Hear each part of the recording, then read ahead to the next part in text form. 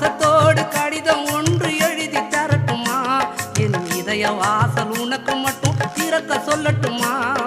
பாசத்தோடு கடிதம் ஒன்று எழுதி தரட்டுமா?